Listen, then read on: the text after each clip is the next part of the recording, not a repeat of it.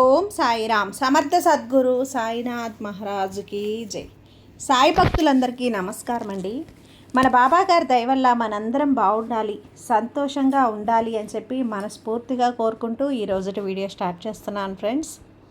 ఇక ఈరోజు వీడియోలో మనం చూడబోయేది ఏంటి అంటే, తల్లి నీ వెంట పడుతుందమ్మా, నిన్ను మోసం చేస్తుంది, నీ నుంచి డబ్బులు గుంజేయాలని చెప్పి నిన్ను దెబ్బ కొడుతోంది, వెళ్ళిపోతోంది. ఒక కిలాడి లేడి తల్లి, ఒక కన్నింగ్ లేడీ ఎందుకు నీ వెంట పడుతుంది, ఎందుకు నీ నుంచి డబ్బులు ఆశిస్తుంది, ఎందుకు దెబ్బ కొడుతుంది, ఏ ఉద్దేశంతో వస్తుంది, ఎవరు ఆమె, ఎందుకోసం వస్తుంది, పేరుతో సహా కూడా చెప్తాను వినిబిడ్డ. ఆ స్త్రీ చంప పగలగొట్టు, లేదంటే నీ జీవితాన్ని సర్వనాశనం చేసి వెళ్ళిపోతుంది. ఆ తర్వాత నువ్వు ఆకులు కాలేక చేతులు పట్టుకున్నా ఏమాత్రం ప్రయోజనం ఉండదు. అంతే, ముందుగానే నీకు నేను హెచ్చరిస్తున్నాను. ఈ క్షణంలో నువ్వు నిర్లక్ష్యంగా ఉన్నా, ఏమరపాటుతనంతో ఉన్నా నేను కూడా నిన్ను ఏమీ చేయలేను తల్లి, కాపాడలేను. నీ ఇష్టం బిడ్డ అంటూ బాబాగారు మన కోసం తీసుకొచ్చిన ఈ సందేశాన్ని వినే ముందుగా మన ఛానల్ని ఫస్ట్ టైం చూస్తున్నట్లయితే ప్లీజ్ సబ్స్క్రైబ్ చేసుకోండి ఫ్రెండ్స్. వీడియో నచ్చితే కనుక లైక్ చేసి సపోర్ట్ చేయండి. ఇక వీడియోలోకి వెళ్ళబోయే ముందుగా ఒక్కసారి, ఎక్కడెక్కడో మీరు జ్యోతిష్యం చెప్పించుకొని తృప్తి చెందకుండా, మనశ్శాంతి అనేది లేకుండా, మీ సమస్య అనేది ప్రాబ్లంకి ఆ సొల్యూషన్ అనేది దొరక్క మీరు అసంతృప్తిగా బాధపడుతూ ఉన్నట్లయితే ఒక్కసారి మనకు బాగా తెలిసినటువంటి గురువుగారు శ్రీ షిరిడి సాయిబాబా ఆశీస్సులతో జ్యోతిష్యం చెప్తున్నారు గురూజీ సుబ్రహ్మణ్యం రాజు గారు. Contact number 9908224144. ఈ గురువుగారు నెంబర్ 1 వశీకరణ స్పెషలిస్ట్. మీ యొక్క ప్రతి సమస్యకి కూడా పరిష్కారం అనేది చూపిస్తారు. అన్ని విషయాలను కూడా ఫోన్లో స్వయంగా గురువుగారే మాట్లాడతారు. ప్రేమ, పెళ్లి, భార్యాభర్తల మధ్య సమస్యలు, స్త్రీ మరియు పురుషుల వశీకరణం చేయబడును. చెడు గృహ ప్రయోగాలకు నివారణ చేయబడును. మీ యొక్క ఎటువంటి సమస్యనైనా సరే ఫోన్లోనే 24 గంటల్లో పరిష్కారం అనేది చూపిస్తారు. కాబట్టి నమ్మకంతో గురువుగారిని కాంటాక్ట్ అవ్వండి. మీరు ఎక్కడెక్కడో జ్యోతిష్యం చెప్పించుకొని అసంతృప్తి చెంది ఉంటే ఈ గురువు గారి దగ్గర ఒక్కసారి ఫోన్ చేసి మీ సమస్యకు పరిష్కారం అనేది తెలుసుకున్న తర్వాత మీ మనసు ప్రశాంతంగా ఉంటుంది. కాబట్టి నమ్మకంతో కాల్ చేయండి గురువుగారికి. సుబ్రహ్మణ్యం రాజు గారు, నెంబర్ 1 వశీకరణ స్పెషలిస్ట్. Contact number 9908224144. ఇక వీడియోలోకి వచ్చేస్తే, బిడ్డ ఈ అక్షరం నిజం తల్లి, ఈ విషయంలో కాస్త జాగ్రత్తగా ఉండు. ఏమాత్రం కూడా అజాగ్రత్తగా ఉండొద్దు. అందరితో ఉన్నట్టుగానే ఈ స్త్రీతో కూడా నువ్వు ఉన్నావు అంటే ఆ తర్వాత నువ్వు చాలా బాధపడతావు. జాగ్రత్త. ఎందుకంటే నీపై ఉన్న ప్రేమ, ఆప్యాయత చూపిస్తూనే నీ దగ్గర నుంచి డబ్బులు ఆశించే పద్ధతి ఉందే అంటే ఈ విషయాలు నీకు తెలిస్తే కనుక నువ్వు ఆశ్చర్యపోతావు తల్లి. నీ జీవితంలోకి ఒక వ్యక్తి వచ్చి నీతో చాలా ఆప్యాయంగా మాట్లాడుతున్నాడు, లేదా నీపై ఒక ప్రత్యేక శ్రద్ధ చూపిస్తున్నారా? అయితే ఈ వీడియోని చివరి వరకు తప్పకుండా చూడు. అందుకే నీ సాయి వచ్చాడు నిన్ను హెచ్చరించాలని. ఎందుకంటే ఒక ప్రత్యేక అక్షరం పేరుతో ప్రారంభమయ్యేటువంటి ఒక మహిళ, ఈ విషయంలో నువ్వు అప్రమత్తంగా ఉండాలని నీ సాయి నిన్ను హెచ్చరిస్తున్నాను. ఆమె నిజంగా నిన్ను ఇష్టపడుతుందా, లేదా నీ నుంచి ఏదైనా ఆర్థిక సహాయం ఆశిస్తుందా? ఆమె మాటల్లో దాగి ఉన్న ఉద్దేశాన్ని నువ్వు ఎలా గుర్తించాలి? ఈ వీడియోలో నీకు సంబంధించిన ఒక ఆసక్తికరమైన అంశాలన్నీ కూడా నీ సాయి బట్టబయలు చేయబోతున్నాను. మరి ఆ అక్షరం ఏంటో తెలుసుకోవాలని ఉందా? అయితే కాసేపు నువ్వు ఇక్కడ ఆగక తప్పదమ్మా. ఇది సాధారణంగా సున్నితమైనటువంటి మనసు, మంచి ఆలోచనలు, విశాలమైన దృక్పథం ఉంటుంది. నువ్వు బయటకి చాలా ప్రశాంతంగా కనిపించినప్పటికీ మనసులో మాత్రం ఎన్నో విషయాల గురించి చాలా లోతుగా ఆలోచిస్తూ ఉంటావు. ఎదుటివారి బాధను అర్థం చేసుకొని వారికి వీలైనంత సహాయం చేయాలని ప్రయత్నిస్తావు. ముఖ్యమైన లక్షణాల్లో ఒకటే మనుషుల్ని నమ్మటం. ఎవరైనా నీతో ప్రేమగా, మంచిగా మాట్లాడితే త్వరగా నమ్మే అవకాశం అనేది ఉంది. అయితే నువ్వు మోసపోతావు తల్లి. ఎదుటివారిని అనుమానించడం నీకు అంతగా నచ్చదు. అందుకే కొన్నిసార్లు నీ మంచితనాన్ని కొంతమంది అవకాశంగా తీసుకునే పరిస్థితులు కూడా వస్తున్నాయి. ముఖ్యంగా డబ్బు, వ్యక్తిగత విషయాల, రహస్యాలను ఇతరులతో పంచుకునే విషయంలో నువ్వు చాలా జాగ్రత్తగా ఉండటం నీకే మంచిది బిడ్డ. నువ్వు సాధారణంగా స్వతంత్రంగా ఆలోచించే వ్యక్తివి. అందరూ ఒక దారిలో వెళ్తున్నారంటే నువ్వు కూడా అదే దారిలో వెళ్ళాలని అనుకోవు. నీకు నచ్చిన విధంగా నీ ఆలోచనలకు అనుగుణంగా నిర్ణయాలు తీసుకోవటానికి ఇష్టపడతావు. కొత్త విషయాలను తెలుసుకోవటం, కొత్త ఆలోచనలు చేయటం, జీవితంలో ఏదైనా కొత్తగా ప్రయత్నించడం నీకు ఆసక్తిగా ఉంటుంది. నువ్వు స్నేహానికి చాలా విలువనిస్తావు. ఒక్కసారి ఎవరైనా సరే నిజమైన స్నేహితుడిగా లేదా స్నేహితురాలుగా భావిస్తే వారి కోసం ఎంతవరకైనా సహాయం చేయటానికి సిద్ధపడిపోతావు. అయితే అదే సమయంలో నీపై నమ్మకం పెట్టుకున్న వ్యక్తి మోసం చేస్తే మాత్రం చాలా బాధపడిపోతావు. ఆ బాధను బయటికి చెప్పకుండా మనసులోనే దాచుకునే స్వభావం కూడా నీలో ఉంది బిడ్డ. కుమిలిపోతూ ఉంటావు, అల్లాడిపోతూ ఉంటావు. ఎంతగా నమ్మాను, ఈ వ్యక్తి నన్ను మోసం చేశారు అంటూ పైకి చెప్పలేని బాధతో లోపల రగిలిపోతూ ఉంటావు. ప్రతి విషయాన్ని విన్న వెంటనే నిర్ణయించకుండా ఆలోచించి నిర్ణయం తీసుకునే స్వభావాన్ని కలిగి ఉంటావు. అయితే ఒక్కసారి నిర్ణయం తీసుకున్న తర్వాత దాన్ని మార్చడం ఎంత కష్టంగా ఉండొచ్చో నీ ఆలోచన సరైందని నమ్మితే ఇతరులు ఎంత చెప్పినా కూడా నీ అభిప్రాయంపై నిలబడే అవకాశం ఉంది తల్లి. ప్రేమ, కుటుంబ బంధాల్లో కూడా నువ్వు నిజాయితీని కోరుకుంటావు. నిన్ను అర్థం చేసుకునే వ్యక్తిని చాలా విలువగా భావిస్తావు. అలా చూసుకుంటావు కూడా.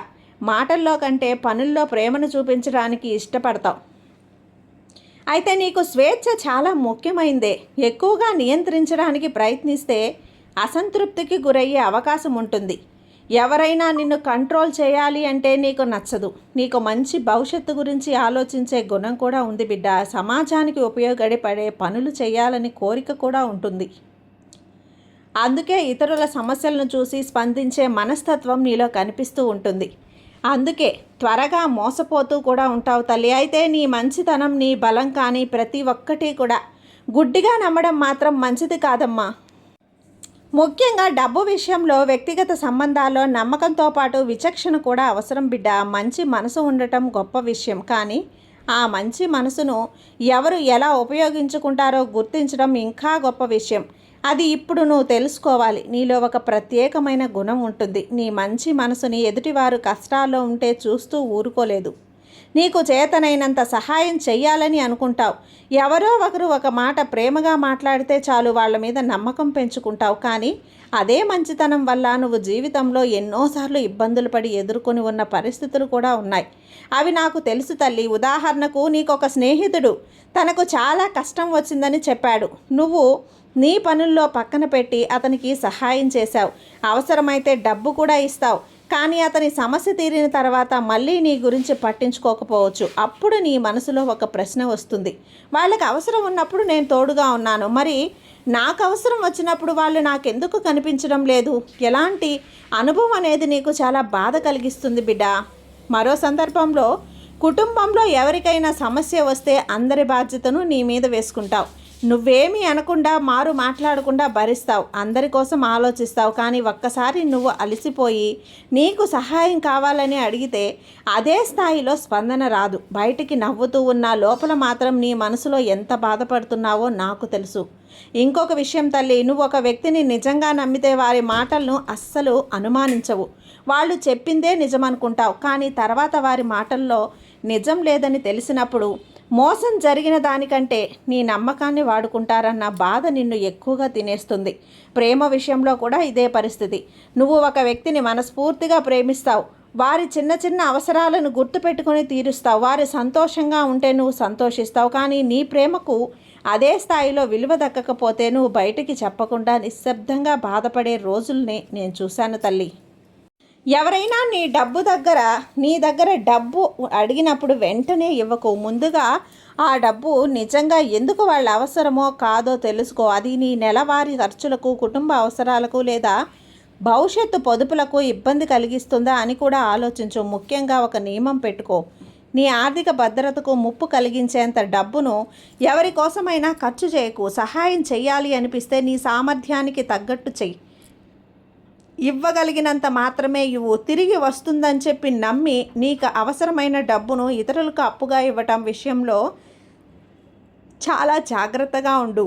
ఇక ముఖ్యంగా నీ జీవితానికి ఒక ఆర్థిక ప్రణాళిక. ప్రతి నెల నీ ఆదాయంలో కొంత భాగాన్ని ఇంటి అవసరాలకి, కొంత భాగాన్ని అత్యవసర పరిస్థితుల కోసం, మరింత భాగాన్ని భవిష్యత్తు కోసం పొదుపు చెయ్యి. నీ ఆర్థిక లక్ష్యాలను ముందుగా నిర్ణయించుకో. ఆ తర్వాతే ఇతరుల ఖర్చుల కొరకు చెయ్యాలా వద్దా అని ఆలోచించు. ఎందుకంటే ఇతరులకి సహాయం చేయటం మంచి విషయమే, కానీ నీ భవిష్యత్తును నష్టపరిచి సహాయం చేయటం అవసరమా?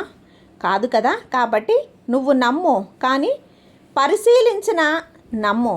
సహాయం చెయ్యి, కానీ నీ సామర్థ్యాన్ని దాటి కాదు. ప్రేమించు, కానీ నీ ఆత్మగౌరవాన్ని కోల్పోయి కాదు. నమ్మక ద్రోహం జరిగిన తర్వాత బాధపడటం కంటే ముందుగానే సంకేతాలను గుర్తించి నీ ఆర్థిక భవిష్యత్తును రక్షించుకోవటం మంచిది కదా.